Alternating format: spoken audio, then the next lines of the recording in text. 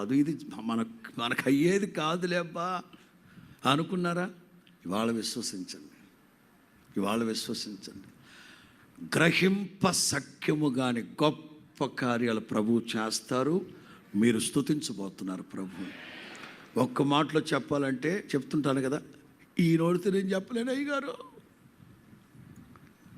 ఇలా జరుగుతుందని మేము అనుకున్న గొప్ప కార్యాలు జరిగించే దేవుడు ప్రభు. ఈ మాటలన్నీ మీ వినికిడిలో ఫలభరితంగా మార్చి ఆశీర్వదించును కాక.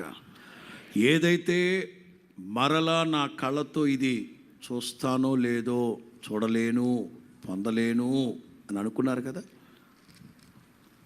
దేవుడు చేసి చూపెడతాడు. అస్సలు నా కొడుకు మరలా ఇదిగో ఇట్లాంటి స్థితిలో మరలా నేను చూస్తాను అని అనుకోలేదు. మరలా నా భర్తని ఇదిగో ఇంత ఆత్మీయునిగా ఆత్మానుసారంగా జీవిస్తాడని నేను అనుకోలేదు. మీరు అనుకోలేదు కదా చేస్తా. మరలా నా కొడుకు దేవుని సన్నిధిలో సాక్షిగా ఉంటాడు అని నేనైతే అనుకోవట్లేదు, మీరు అనుకోలేదు, కానీ ప్రభువు చేస్తారు. ఏదైతే నా వ్యాపారంలో సరిపడా ఓ 4 రాళ్ళు వెనకేసుకోగలనా, అసలు ఈ జీవితంలో జరగదు. నా వ్యాపారం ఎంత ఆ పూటకి చక్రవడ్డీలకు తెచ్చి చేసుకునేవాడిని. నేను 10 లక్షలు పెట్టి వ్యాపారం మీరు అనుకోలేదు, కళ్ళారా మీరు చూస్తాను అని అనుకోలేదు, కానీ నా ప్రభువు చేసి చూపెడతాడు. విశ్వసించండి. అదే క్షామకాలమున మీరు నీరు కట్టిన తోట వలె. ఆమేన్.